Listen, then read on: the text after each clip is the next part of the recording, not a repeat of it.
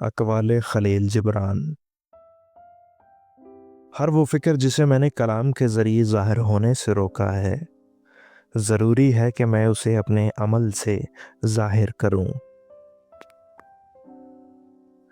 شاید تم نے مقدس پہاڑ کا ذکر سنا ہو، کیونکہ وہ اس دنیا کا سب سے بلند پہاڑ ہے۔ اگر تم اس کی چوٹی پر پہنچو گے تو صرف ایک ہی خواہش اپنے دل میں پاؤ گے، اور وہ یہ کہ تم نیچے اترو اور درماندوں کے ساتھ وادی کی گہرائیوں میں رہو، اور اسی لیے اسے مقدس پہاڑ کہتے ہیں۔ ہر انسان، ہر اس بادشاہ اور ہر اس غلام کا فرزند ہے جو اس سے پہلے اس دنیا میں زندگی بسر کرتا تھا۔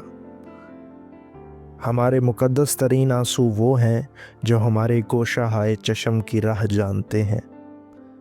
بے شک وہ ہاتھ جو کانٹوں کے تاج بناتے ہیں ان ہاتھوں سے بہتر ہیں جو کچھ نہیں کرتے۔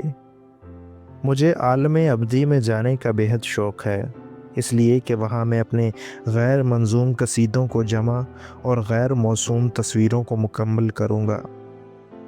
بدبختی یہ ہے کہ میں اپنا خالی ہاتھ لوگوں کی طرف بڑھاؤں اور کوئی اس میں کچھ نہ رکھے، اور مایوسی یہ ہے کہ میں اپنا بھرا ہوا ہاتھ لوگوں کی جانب بڑھاؤں اور کوئی اس میں سے کچھ نہ لے۔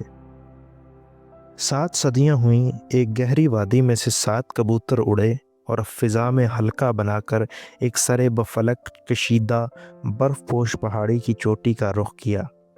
تو ان 7 آدمیوں میں سے جو ان کی اڑان دیکھ رہے تھے، ایک آدمی نے کہا، مجھے تو 7ویں کبوتر کے بازو پر ایک سیاہ نقطہ نظر آتا ہے۔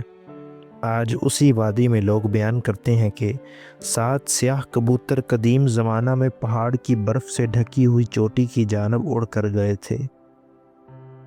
جس چیز کا ہمیں اشتیاق ہو اور وہ ہمیں حاصل نہ ہو، وہ ہمارے دل کو اس چیز سے زیادہ محبوب ہوتی ہے جو ہمیں حاصل ہو جائے۔ اگر تم اپنی قوم، اپنے ملک یا اپنی ذات کے تعصب سے ذرا بلند ہو جاؤ تو اپنے رب کے مثیل بن جاؤ گے۔ اس میں شک نہیں کہ نمک میں ایک عجیب مقدس قوت ہے، اسی لیے وہ ہمارے آنسوؤں میں بھی ہے اور سمندر میں بھی۔ اگر ہم اس کی مقدس پیاس میں سرگرداں ہوں گے تو وہ ہم کو ضرور سیراب کرے گا، شبنم کا قطرہ بھی اور آنسوؤں کا قطرہ بھی۔ جس کے ساتھ تم ہنسے ہو اسے بھول سکتے ہو، لیکن جس کے ساتھ روئے ہو اسے نہیں بھول سکتے۔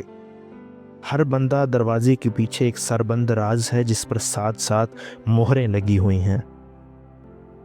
جب کوئی انسان ایسا جھوٹ بولتا ہے جو نہ تمہارے لیے باعث اذیت ہوتا ہے نہ تمہارے علاوہ کسی اور کے لیے، تو تم اپنے دل میں یہ کیوں نہیں کہتے کہ اس کی حقیقتوں کے خانہ میں اس کے خیال کی گنجائش نہیں، اس لیے وہ اپنے خیال کو اس سے زیادہ وسیع فضا میں چھوڑ دینا چاہتا ہے۔